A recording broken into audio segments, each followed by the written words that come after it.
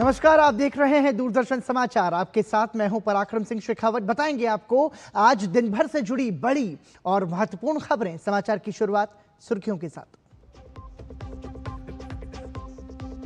प्रधानमंत्री नरेंद्र मोदी ने कहा कि भारत रिफॉर्म एक्सप्रेस पर सवार।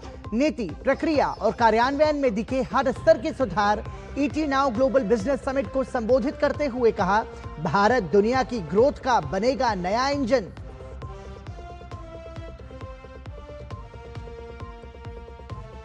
प्रधानमंत्री मोदी ने बजट को बताया परिणाम केंद्रित। बजट में बुनियादी ढांचे, सेमीकंडक्टर, एआई पर विशेष जोर। भारत दुनिया के साथ प्रतिस्पर्धा के लिए तैयार। देश का हर नागरिक विकास में सहभागी। प्रधानमंत्री नरेंद्र मोदी ने सेवा तीर्थ भवन परिसर के नामकरण का किया अनावरण। नए कार्यालय से महिला, किसान और युवा पर फोकस। 4 बड़े फैसलों पर किए हस्ताक्षर।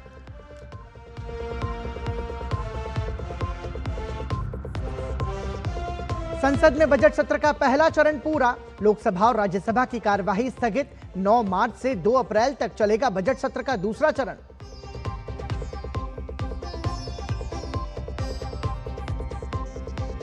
लोकसभा में नेता प्रतिपक्ष राहुल गांधी के व्यवहार और रवैये पर भाजपा आक्रामक। संसदीय गरिमा के अपमान का लगाया आरोप। कहा, लोकतांत्रिक प्रक्रियाओं का उल्लंघन करना राहुल की आदत।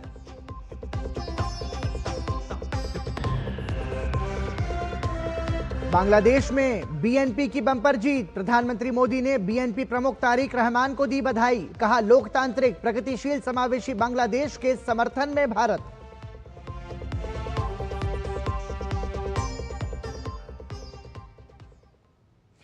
और सुर्खियों के बाद आइए अब खबरों पर नजर डालते हैं विस्तार से। प्रधानमंत्री नरेंद्र मोदी ने एक निजी मीडिया हाउस के ग्लोबल बिजनेस समिट में हिस्सा लिया। कार्यक्रम को संबोधित करते हुए प्रधानमंत्री ने कहा कि वैश्विक उथल-पुथल के दौर में भी भारत तेजी से उभरती अर्थव्यवस्था बनने में सफल रहा है। उन्होंने कहा कि जिस सेंचुरी ऑफ चेंज की बातें की जा रही है, उसका आधार भारत होगा।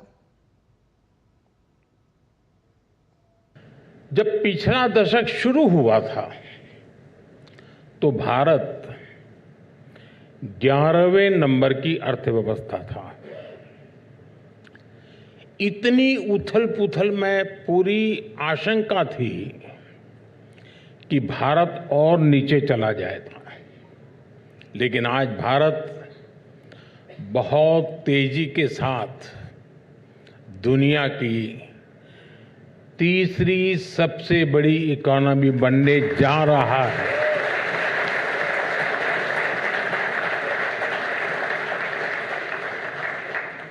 और आप जिस सेंचुरी ऑफ चेंज की बात कर रहे हैं, उसका बहुत बड़ा आधार, और ये मैं बहुत जिम्मेवारी के साथ कह रहा हूं, इसका बहुत बड़ा आधार भारत ही होने जा रहा है। आज भारत दुनिया की ग्रोथ में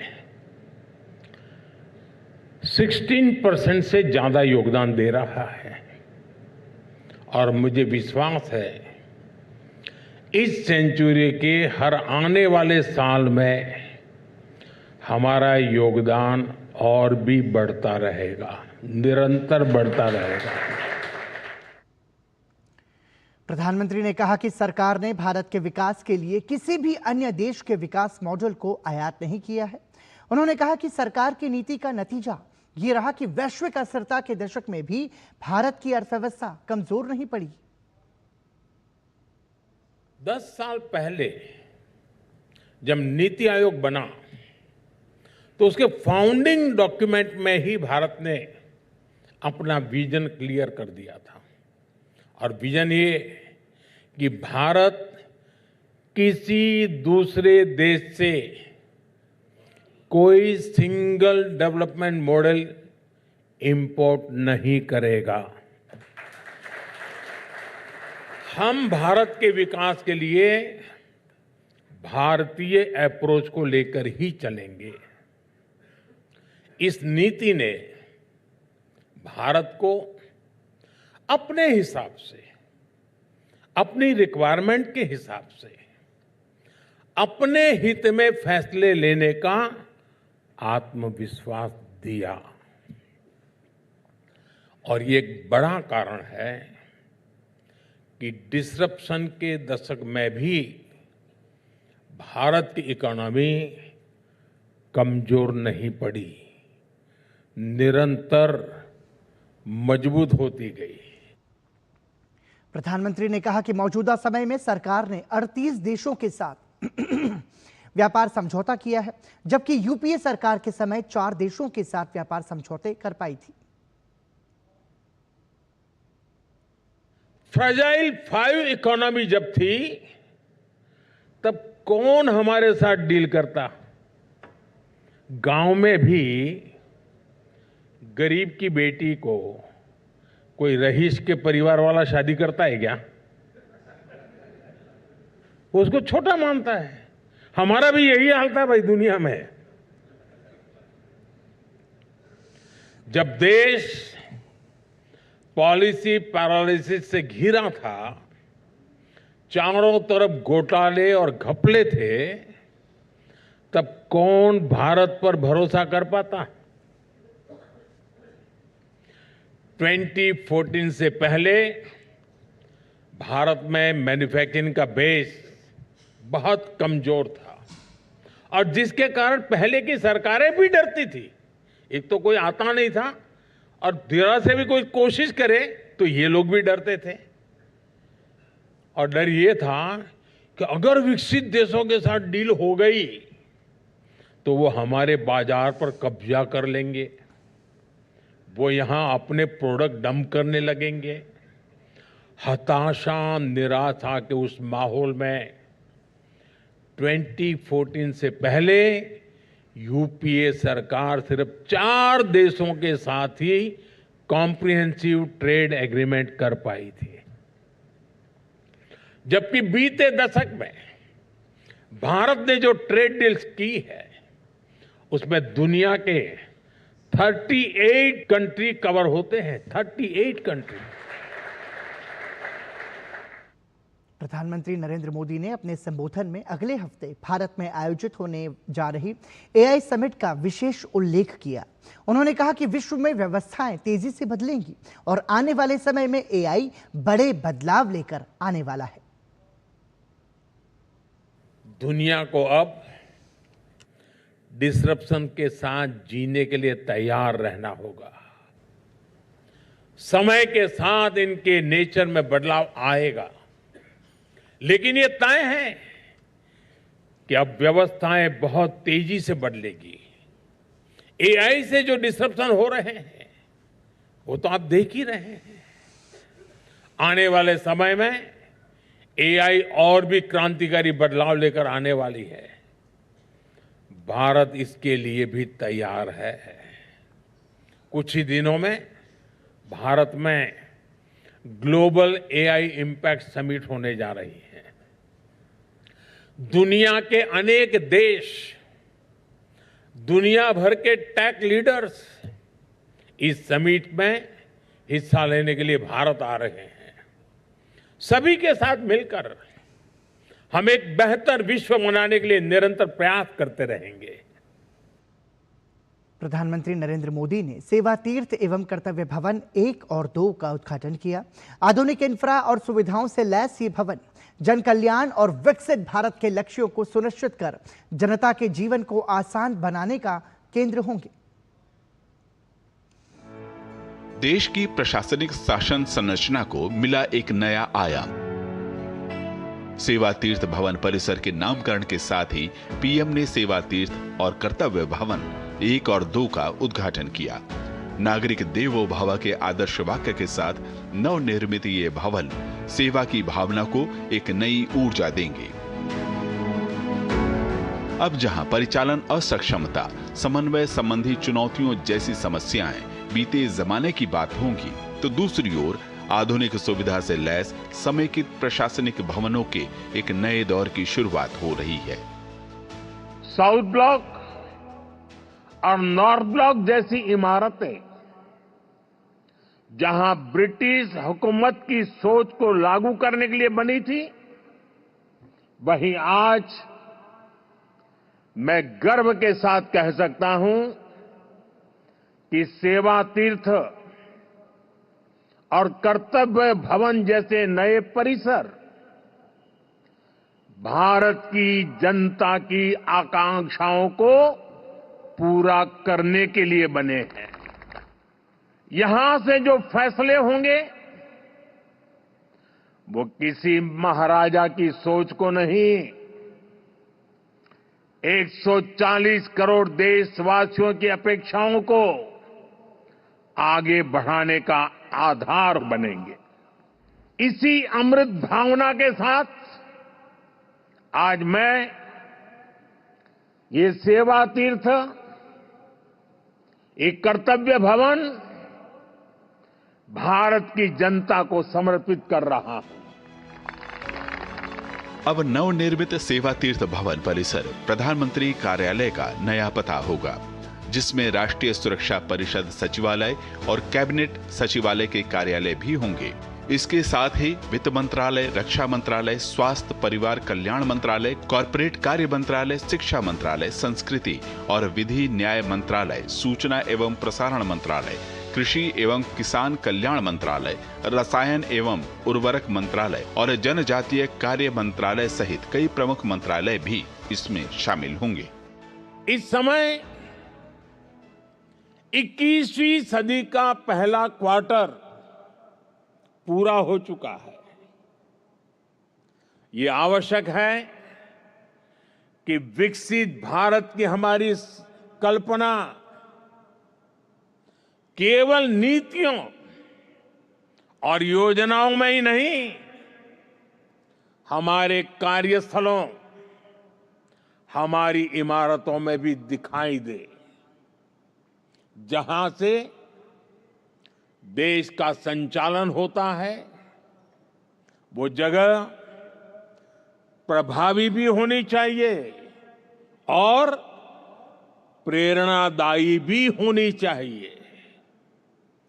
वो इम्प्रेसिव भी हो और इंस्पायरिंग भी हो। प्रधानमंत्री ने कहा कि आज जब भारत सुधारों की गति पर सवार है, तब देश अंतर्राष्ट्रीय संबंधों की नई गाथा लिख रहा है। आज नए नए ट्रेड समझौते और संभावनाओं के नए दरवाजे खुल रहे हैं। सेवा तीर्थ और कर्तव्य भवनों में काम की नई गति और नया आत्मविश्वास देश के लक्ष्यों को प्राप्त करने में बहुत बड़ी भूमिका निभाएगा। सुधीर यादव के साथ ब्यूरो रिपोर्ट, डीडी न्यूज। सेवा तीर्थ यानी प्रधानमंत्री कार्यालय का नया पता, और इस कार्यालय से प्रधानमंत्री ने एक नई योजना के प्रस्ताव पर हस्ताक्षर किए हैं। ये योजना है पीएम राहत योजना, जिसके तहत दुर्घटना पीड़ितों को 1.5 लाख तक का कैशलेस इलाज सुनिश्चित किया गया है। इसके अलावा महिला, युवा और संवेदनशील वर्ग के लिए अन्य महत्वपूर्ण निर्णय लिए गए हैं, जिनमें लखपति दीदी का लक्ष्य 2 गुना कर दिया गया है। अब 6 करोड़ लखपति दीदी बनाने का लक्ष्य रखा गया है। कृषि अवसंरचना कोष को 2 गुना कर 2 लाख करोड़ कर दिया गया। इसका सीधा लाभ किसानों को होगा। वहीं युवाओं के रोजगार और उनके भविष्य के लिए 10,000 करोड़ रुपए के startup India fund of funds 2.0 को मंजूरी प्रधानमंत्री नरेंद्र मोदी ने दे दी है। प्रधानमंत्री नरेंद्र मोदी ने नई दिल्ली में नवनिर्मित सेवा तीर्थ से इन 4 बड़े फैसलों पर हस्ताक्षर कर शुरुआत की है। इसके सीधे मायने हैं जैसा नाम वैसा ही काम, यानी सेवा तीर्थ, जो जन कल्याण और विकसित भारत के लक्ष्यों को सुनिश्चित कर जनता के जीवन को आसान बनाएगा।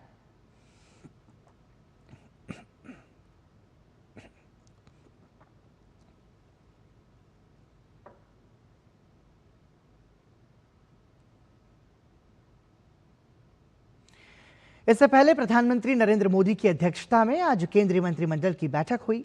यह बैठक साउथ ब्लॉक स्थित प्रधानमंत्री कार्यालय में हुई। साउथ ब्लॉक में यह कैबिनेट की आखिरी बैठक थी। सेवा तीर्थ से आधिकारिक रूप में कामकाज की भी अब शुरुआत हो चुकी है। अब से पीएमओ का सारा कामकाज और बैठकें सेवा तीर्थ पर ही होंगी। प्रधानमंत्री नरेंद्र मोदी 14 फरवरी को असम के दौरे पर रहेंगे। इस दौरान वो डिब्रूगढ़ और गुवाहाटी में कई महत्वपूर्ण कार्यक्रमों में हिस्सा लेंगे और 5,450 करोड़ रुपए से अधिक की विकास परियोजनाओं का उद्घाटन और शुभारंभ करेंगे। कनेक्टिविटी, डिजिटल इंफ्रास्ट्रक्चर, उच्च शिक्षा और स्वच्छ सार्वजनिक परिवहन से जुड़ी ये परियोजनाएं पूर्वोत्तर क्षेत्र के विकास को नई गति देंगी। ब्रह्मपुत्रा की धरती पर विकास का मेगा प्लान तैयार है। असम में कनेक्टिविटी, डिजिटल इंफ्रास्ट्रक्चर और परिवहन को नई धार देने के लिए प्रधानमंत्री नरेंद्र मोदी कई परियोजनाओं का शिलान्यास और लोकार्पण करेंगे। सुबह करीब 10:30 पर प्रधानमंत्री डिब्रूगढ़ के मोरान बाईपास स्थित इमरजेंसी लैंडिंग फैसिलिटी पर उतरेंगे, जहां वे लड़ाकू विमानों, परिवहन विमानों और हेलीकॉप्टर के एरियल डिस्प्ले का अवलोकन करेंगे।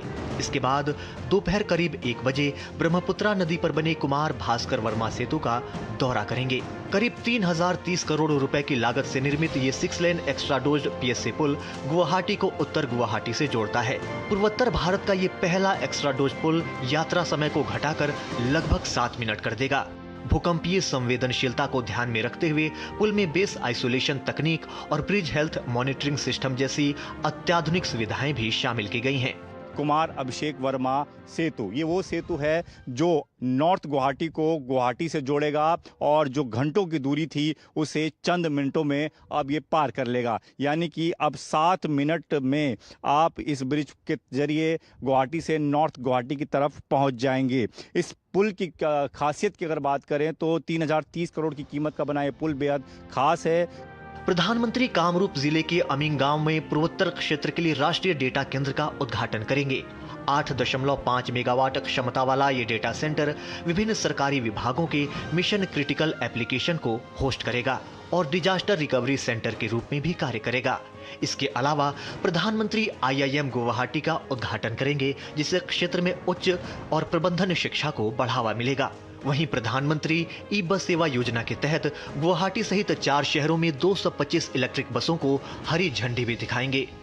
इस पहल से 50 लाख से अधिक नागरिकों को स्वच्छ और किफायती सार्वजनिक परिवहन का लाभ मिलने की उम्मीद है। Connectivity, education, digital, urban service, ये चारों जो मूल सुविधा एक नागरिक को जीने के लिए चाहिए, वो सारी सुविधाएं अभी मिलने जा रही है। जो हमारा जो ये ऐतिहासिक जो हाईवे है जिसमें इमरजेंसी लैंडिंग की सुविधा मोरान में स्ट्रेटेजिकल है, वो जहां राफेल, हमारे सुखोई, हमारा तेजस, अगर ऐसी कोई आपात स्थिति उत्पन्न होती है तो वहां से वो टेक ओवर भी कर सकते हैं। प्रधानमंत्री नरेंद्र मोदी के नेतृत्व में पूर्वोत्तर भारत के समग्र विकास पर विशेष ध्यान दिया गया है। असम में कनेक्टिविटी, डिजिटल इंफ्रास्ट्रक्चर और शिक्षा के क्षेत्र में हो रहे ये नए निवेश राज्य को नई ऊंचाइयों पर ले जाएंगे। 2019 में जो वो खुद उद्घाटन किया था ब्रिज का, अभी वो खुद ही अभी उसका इनोग्रेट कर रहा है। तो जो काम बीजेपी ने शुरू किया है उसको खत्म भी बीजेपी ने किया है। लेकिन इससे पहले हम लोग देखा था कि कांग्रेस जो करता था वो खत्म नहीं करता था, सिर्फ वो दिखाने के लिए करता था। मोदी जी जब आते हैं, असम का लोगों का अंदर एक उम्मीद जगता है। जुग पुरुष है, वो जो वादा करता है वो निभाता है। मोदी जी असम का जो विरासत है उसको आगे ले जा रहे हैं। प्रधानमंत्री की यात्रा समर्पित है युवाओं की महत्वाकांक्षा और भविष्य को नए उड़ान देने के लिए। प्रधानमंत्री नरेंद्र मोदी की यात्रा समर्पित है असम ही नहीं समूचे पूर्वोत्तर के विकास को नई गति देने के लिए। पूर्वोत्तर जो कभी देश के नक्शे का आखिरी कोना कहा जाता था, आज प्रधानमंत्री नरेंद्र मोदी के नेतृत्व में भारत के अग्रणी राज्यों में अपनी उपस्थिति दर्ज करा रहा है। न केवल असम की पहचान बदली है, बल्कि विकास की कहानी का फ्रंट पेज आ गया है। DD न्यूज के लिए डिब्रूगढ़ और गुवाहाटी से दीपक रावत के साथ अश्विनी मिश्र की रिपोर्ट।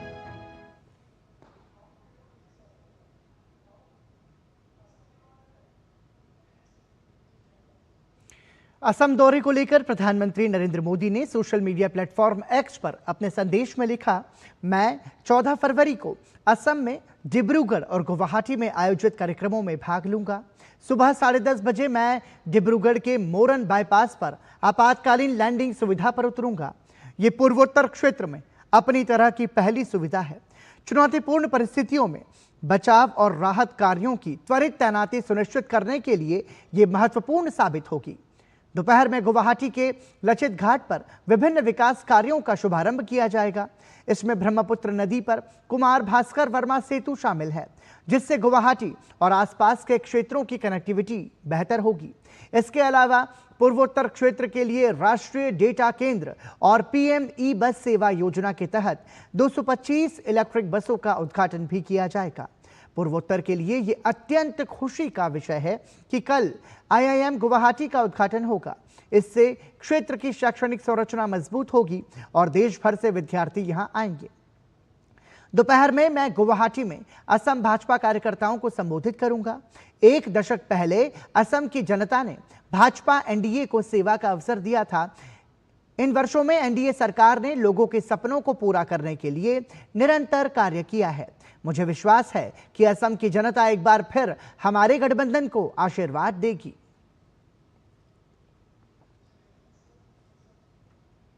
भारत और अमेरिका के बीच हुए व्यापार समझौते में किसानों के हित की अनदेखी के राहुल गांधी के बयान की कई केंद्रीय मंत्रियों ने आलोचना की है। उन्होंने कहा कि इस समझौते में किसानों के हित पूरी तरह से सुरक्षित हैं। Every decision taken in the trade deal इस व्यापार समझौते में 40 करोड़ भारतीयों के हित में कदम उठाए गए हैं, खासकर हमारे किसानों और युवाओं के लिए। मैं सभी किसानों को आश्वस्त करना चाहता हूं कि आपके हित पूरी तरह सुरक्षित हैं और हमेशा रहेंगे। अमेरिका के साथ व्यापार समझौते से हमारे किसानों को फायदा होगा, क्योंकि उनकी उपज की मांग बढ़ेगी, जिससे उन्हें अच्छे दाम मिलेंगे और उनकी समृद्धि बढ़ेगी। राहुल गांधी झूठे हैं, उन्हें देश से कोई लेना देना नहीं है, देश के किसानों से कोई लेना देना नहीं है। किसानों की मजबूती उन्हें कभी रास नहीं आई। वे तो देश विरोधी बातें करते हुए नजर आते हैं। देश के कृषि मंत्री शिवराज सिंह चौहान ने कहा, देश के वाणिज्य मंत्री पीयूष गोयल ने कहा, किसानों के हित के साथ कोई खिलवाड़ नहीं होगा। तो फिर ये भ्रम फैलाना, इसके सिवा और क्या है? ये देश में भ्रम फैलाना चाहते हैं। राहुल गांधी पे जो कोई मामले हैं वो उनके अपने अनुशासनहीनता अथवा नियम विरुद्ध आचरण के द्वारा होते हैं, और उसको वो किसान से जोड़ रहे हैं, इसका कोई संबंध नहीं है। जहाँ तक किसानों की मामला है, मोदी सरकार ने किसानों के लिए इतने काम किए हैं, तो ये राहुल गांधी किसान की बात करके, और जब इनको इतने 40-45 साल अवसर मिला था, तो फिर किसान की स्थिति ये क्यों है, उसके लिए स्वयं वो जिम्मेदार है। विदेश राज्य मंत्री कीर्तिवर्धन सिंह ने अरब देशों और लीग ऑफ अरब स्टेट्स के राजदूतों और प्रतिनिधियों के साथ बैठक की। उन्होंने भारत अरब साझेदारी को और मजबूत करने की प्रतिबद्धता दोहराई। केंद्रीय मंत्री ने द्वितीय भारत अरब विदेश मंत्रियों की बैठक को सफल बनाने में राजदूतों के सक्रिय सहयोग और समर्थन के लिए आभार व्यक्त किया। दोनों पक्षों ने बैठक के सकारात्मक परिणामों की सराहना की और आपसी हित में कार्यकारी कार्यक्रम को प्रभावी ढंग से लागू करने के लिए प्रयास तेज करने पर सहमति जताई, ताकि दोनों क्षेत्रों के लोगों को इसका अधिकतम लाभ मिल सके। दिल्ली के विज्ञान भवन में आज ब्रह्म कुमारी संस्था की ओर से कर्मयोग अभियान का शुभारंभ किया गया, जिसमें सूचना एवं प्रसारण राज्य मंत्री एल मुरुगन मुख्य अतिथि के रूप में उपस्थित रहे। इस मौके पर दूरदर्शन के महानिदेशक के सतीश नंबूदरीपाद भी कार्यक्रम में शामिल हुए। कार्यक्रम का उद्देश्य विशेष रूप से मीडिया कर्मियों के मानसिक तनाव को कम करना और उनके कार्य जीवन संतुलन को बेहतर बनाना है। इस अवसर पर एल मुरुगन ने कहा कि समाचारों के लिए 24 घंटे लगातार काम करने के कारण पत्रकारों का तनाव स्तर काफी अधिक रहता है। कर्मयोग के माध्यम से ध्यान, सकारात्मक सोच और आध्यात्मिक मूल्यों के जरिए तनाव कम करने के साथ साथ मीडिया कर्मियों को ऊर्जा, एकाग्रता और मानसिक संतुलन प्रदान करने का प्रयास किया जाएगा। कार्यक्रम में बड़ी संख्या में पत्रकारों और मीडिया प्रतिनिधियों ने भाग लिया। So today we are in Delhi, we are Brahma Kumaris. They organized Karma Yogi in action for the media persons. So the media persons nowadays, they are working 24 hours, 24/7 for the breaking news, for the urgent news, for the emergency news. So they are running for the newses, and they are giving newses to the common public. And journalists, they are a very important tool to communicate between the citizen to the media house. So like that persons, for them, stress, how they will be stress-free, and how they will be mind-free work. For that, Brahma Kumari has taken such a wonderful initiative. I appreciate to the Brahma Kumaris. They come forward to organize such a wonderful event today. इस campaign के माध्यम से हम भारत के कोने कोने में जाएंगे। ये हमारी भारत सरकार का प्रोजेक्ट है, कर्मयोग मिशन। तो हमने उसी से पिकअप करके सरकार को भी इससे सहयोग होगा। जबकि उनके ऑफिसर्स अच्छे बनेंगे तो नेचुरली काम अच्छा होगा, एफिशिएंट होगा और अधिक से अधिक सरकार जो है अपना काम कर सकेगी। तो हम लोग grass root level, district level, हर लेवल पर ये कार्यक्रम करने का प्रयास करेंगे। हमारे केंद्र सारे भारत में हैं, तो हम अपने केंद्रों के माध्यम से लोगों को अप्रोच करेंगे। हर डिस्ट्रिक्ट में हमारे केंद्र हैं, विजय तालुकास में हमारे केंद्र हैं, हम उनके माध्यम से अप्रोच करेंगे। केंद्रीय मंत्री राव इंद्रजीत सिंह ने आज सांख्यिकी एवं कार्यक्रम कार्यान्वयन मंत्रालय की राष्ट्रीय सांख्यिकी प्रणाली प्रशिक्षण अकादमी के 18वें स्थापना दिवस समारोह को संबोधित किया। कार्यक्रम का मुख्य विषय था विकसित भारत के लक्ष्य को प्राप्त करने के लिए ऑफिशियल स्टैटिस्टिक्स में कैपेसिटी बिल्डिंग की पुनर्कल्पना। उन्होंने अकादमी के वर्ष 2024 और 2025 के जर्नल्स का लोकार्पण किया और मिशन कर्मयोगी को सफल बनाने में उत्कृष्ट योगदान देने वाले संस्थान के अधिकारियों को सम्मानित किया। केंद्रीय मंत्री ने कहा कि national statistical systems training academy ने देश को बेहतरीन और प्रशिक्षित अधिकारी दिए हैं। साथ ही उन्होंने जोर दिया कि भारत सरकार विकसित भारत के लक्ष्य को प्राप्त करने के लिए आर्टिफिशियल इंटेलिजेंस और अन्य आधुनिक तकनीकों का उपयोग कर डेटा सिस्टम को और अधिक पारदर्शी, आधुनिक और तकनीक आधारित बनाने की दिशा में तेजी से आगे बढ़ रही है। हम ये उम्मीद करते हैं कि जिस तरह से इन्होंने पिछले दिनों के अंदर स्टैटिस्टिकल को बढ़ावा दिया है ताकि डेटा बेस्ड गवर्नेंस भारत सरकार करे, ताकि हम सन 47 के अंदर स्टैटिस्टिक्स के आधार के ऊपर जो भी नीतियाँ बनाए वो भारत को विकसित बना सके। उसके प्रयास के अंदर हम सारे देशवासी, सारी सरकार, हम सब जुड़े हुए हैं। बांग्लादेश में गुरुवार को हुए आम चुनाव में बांग्लादेश नेशनलिस्ट पार्टी बीएनपी ने बड़ी जीत दर्ज की है। बीएनपी ने 299 सीटों में से 212 सीटें हासिल कर बहुमत के लिए जरूरी 150 के आंकड़े को पार कर लिया। देश में करीब 20 साल बाद बीएनपी की सरकार बनेगी।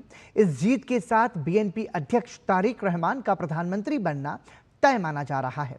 बीएनपी की बड़ी जीत पर प्रधानमंत्री नरेंद्र मोदी ने तारिक रहमान को फोन कर बधाई दी है।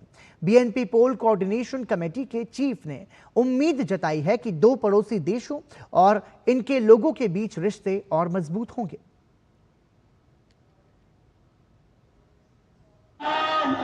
बांग्लादेश की राजनीति में बड़ा बदलाव हो गया है। लगभग 2 दशकों के वनवास के बाद बांग्लादेश नेशनलिस्ट पार्टी ने 13वें संसदीय चुनाव में बहुत बड़ी जीत दर्ज की है।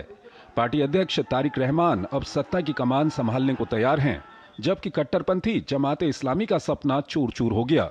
बांग्लादेश चुनाव आयोग के आधिकारिक नतीजों के मुताबिक 300 सीटों वाली संसद में बीएनपी गठबंधन ने 213 सीटें हासिल की, जबकि जमात गठबंधन को 77 सीटें मिली। वहीं स्वतंत्र उम्मीदवारों और अन्य पार्टियों को कुल 7 सीटों पर कामयाबी हाथ लगी है। संसदीय चुनाव में बांग्लादेश नेशनलिस्ट पार्टी की इस बड़ी जीत के बाद दुनिया भर से तारिक रहमान को बधाई मिल रही है। इसी कड़ी में भारत की तरफ से प्रधानमंत्री नरेंद्र मोदी ने तारिक रहमान से फोन पर बात कर जीत की बधाई दी। साथ ही प्रधानमंत्री नरेंद्र मोदी ने सोशल मीडिया प्लेटफॉर्म एक्स पर लिखा, तारिक रहमान से बात करके बहुत खुशी हुई। मैंने उन्हें बांग्लादेश चुनाव में शानदार जीत के लिए बधाई दी। मैंने बांग्लादेश के लोगों की उम्मीदों को पूरा करने की उनकी कोशिश के लिए अपनी शुभकामनाएं और समर्थन दिया। दो करीबी पड़ोसियों के तौर पर, जिनके ऐतिहासिक और सांस्कृतिक रिश्ते बहुत गहरे हैं, मैंने दोनों देशों के लोगों की शांति, तरक्की और खुशहाली के लिए भारत की लगातार प्रतिबद्धता को फिर से दोहराया है। 17 साल के निर्वासन के बाद पिछले साल 25 दिसंबर को तारिक रहमान बांग्लादेश लौटे थे, लेकिन 30 दिसंबर को उनकी मां खालिदा जिया का निधन हो गया। ऐसे में माना जा रहा है कि सहानुभूति की लहर तारिक रहमान के साथ हो गई और जिसके चलते उनकी पार्टी को इतनी बड़ी जीत मिली। जबकि चुनाव परिणाम और चुनाव प्रक्रिया पर जमाते इस्लामी सवाल उठा रही है। जमाते इस्लामी का आरोप है कि प्रशासन के एक वर्ग ने बीएनपी को फायदा पहुंचाने के लिए चुनावी प्रक्रिया को प्रभावित किया है। बांग्लादेश में सरकार चुन ली गई है, लेकिन बीएनपी के सामने कई चुनौतियां हैं, जिनमें अर्थव्यवस्था को पटरी पर लाना, बेरोजगारी कम करना और सीमा विवादों का समाधान प्रमुख होगा। भारत के साथ तीस्ता जल बंटवारे और अवैध आव्रजन जैसे मुद्दे फिर सुर्खियों में आ सकते हैं।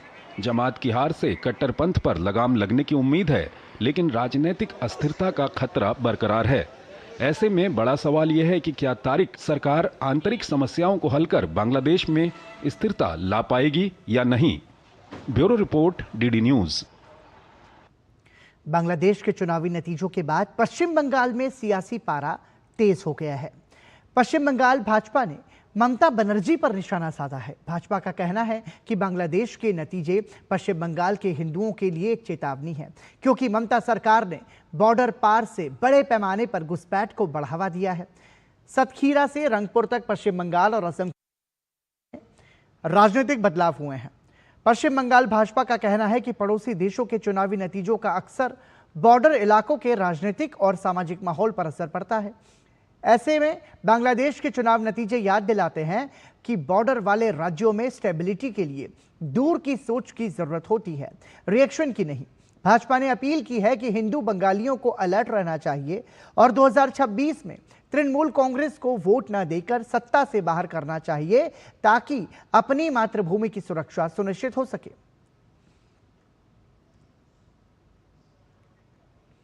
पश्चिम बंगाल में मतदाता सूची की शुद्धिकरण प्रक्रिया के अंतिम चरण में एक चौंकाने वाली जानकारी सामने आई है। राज्य निर्वाचन अधिकारी के कार्यालय ने खुलासा किया है कि अब तक की सुनवाई में लगभग 7,65,000 मतदाताओं के नाम सूची से हटाए जाने की संभावना है। यह संख्या और भी बढ़ सकती है, क्योंकि अभी दस्तावेजों की जांच पूरी नहीं हुई है। शुक्रवार को राज्य मुख्य निर्वाचन अधिकारी मनोज कुमार अग्रवाल ने बताया कि कुल 1,52,00,000 मतदाताओं को सुनवाई के लिए नोटिस भेजा गया था। इनमें से 6,25,000 मतदाता सुनवाई में शामिल ही नहीं हुए। अग्रवाल ने कहा, जो मतदाता सुनवाई में नहीं पहुंचे उनके नाम स्वतः अयोग्य माने जा सकते हैं। वहीं सुनवाई में शामिल हुए मतदाताओं के दस्तावेजों की जांच के बाद यह संख्या और बढ़ने की संभावना है। सीईओ कार्यालय के सूत्रों के अनुसार राज्य की एसआईआर प्रक्रिया के तहत अब तक 1,40,000 मतदाताओं को अयोग्य के रूप में चिन्हित किया गया है। इनमें से अधिकांश के दस्तावेज सुनवाई में मान्य नहीं पाए गए। कार्यालय ने जानकारी दी कि कुल 1,23,00,000 दस्तावेजों का सत्यापन पूरा हो चुका है, जबकि 10 से 13 लाख दस्तावेजों की जांच अभी बाकी है। फिलहाल अयोग्य चिन्हित किए गए मतदाताओं को नोटिस भेजने का काम शुरू हो गया है। तमिलनाडु में कलेगनार महिला अधिकार योजना को लेकर राज्य सरकार घिर गई है। भाजपा इसे मुख्यमंत्री का चुनावी स्टंट बता रही है। भाजपा का कहना है कि योजना की घोषणा के बाद 2 वर्षों तक नियमित भुगतान नहीं हुआ और अब चुनाव से पहले एकमुश्त राशि दी जा रही है। दरअसल मुख्यमंत्री एमके स्टालिन कलेगनार महिला अधिकार योजना के तहत शुक्रवार को 5-5 हजार रुपए 1,31,00,000 महिलाओं के खातों में जमा कर दिए हैं। साथ ही द्रविड़ मॉडल 2.0 के तहत मौजूदा राशि को दोगुना करने का वादा किया है। भाजपा के वरिष्ठ नेता तमिलिसाई सुंदरराजन ने आरोप लगाए हैं कि डीएमके सरकार चुनाव को ध्यान में रखकर योजनाओं की घोषणा कर रही है। उन्होंने कहा कि योजना की घोषणा के बाद 2 वर्षों तक नियमित भुगतान नहीं हुआ और अब चुनाव से पहले एकमुश्त राशि दी जा रही है। साथ ही उन्होंने राज्य की शराब नीति और TASMAC से होने वाली आय को लेकर भी सरकार को घेरा है। भाजपा नेता ने केंद्र सरकार की मुद्रा योजना और डिजिटल इंडिया पहल का हवाला देते हुए कहा कि महिलाओं को आत्मनिर्भर बनाने के लिए दीर्घकालिक योजनाएं अधिक प्रभावी हैं। उन्होंने दावा किया कि प्रधानमंत्री नरेंद्र मोदी की मुद्रा योजना से तमिलनाडु में करीब 1 करोड़ लोगों को लाभ मिला है, जिसमें बड़ी संख्या में महिलाएं शामिल हैं।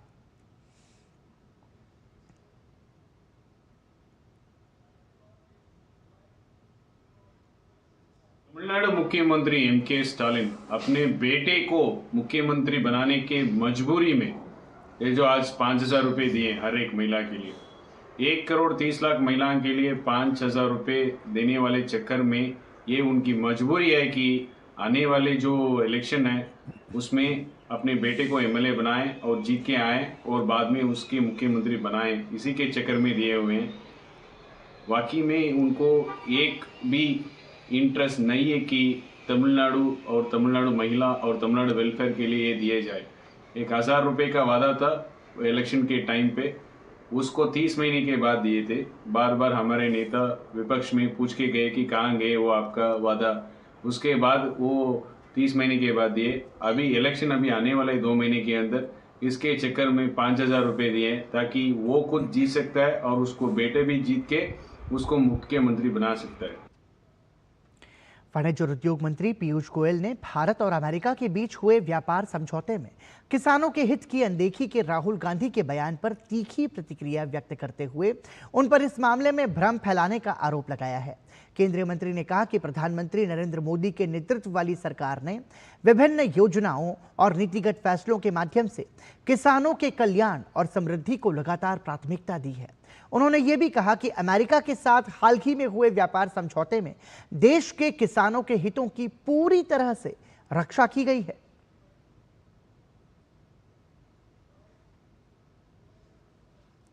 Mr. Rahul Gandhi has once again rolled out a stage-managed, most artificial and fake narrative. This time, he's shooting from the shoulders of a few Congress party activists who are pretending to be farmer leaders in a completely artificial and baseless conversation. You can see them taking the microphone around, recording the interaction, probably based on a predetermined script, because every claim they have made is false. Let me now do a reality check on Rahulji's fakery and expose him and his friends for misguiding our innocent, hardworking Annadatas whose interests have been fully protected by the Modi government in the India-US trade deal. When I say fully protected, I say it on record and with full responsibility. We have protected the interests of all our farmers, and this is an agreement that will help our farmers, fishermen, hardworking youth, MSMEs, startups, artisans, and Vishwakarmas. I've already announced many times that soya meal and maize, that is corn, has not been given any concession whatsoever, and hence does not hurt any farmers' interests. By repeating it again and again, they're only trying to scare the farmers with their lies. Similarly, on apples, I've categorically explained many times since 7th February how our apple farmers are fully protected. India already imports 550,000 tons of apple every year. The demand is much more than production. In fact, the person in Rahulji's video is also saying that. We have not allowed unlimited import of apples in this agreement. We have only given a small quota, much less than our current imports, and that too will be allowed at a minimum import price of 80 rupees per kilo, on which a duty of 25 rupees will be charged. That is, the landed cost will be 105 rupees per kilo against the current landed cost of imported apple of 75 rupees a kilo. राष्ट्रीय राजधानी दिल्ली में hotel Ashok के 70 वर्ष पूरे होने पर कार्यक्रम आयोजित किया गया। कार्यक्रम में केंद्रीय मंत्री गजेंद्र सिंह बतौर अतिथि शामिल हुए। इस दौरान उन्होंने मेहमान नवाजी के क्षेत्र में होटल अशोक की भूमिका को रेखांकित किया। देखिए एक रिपोर्ट।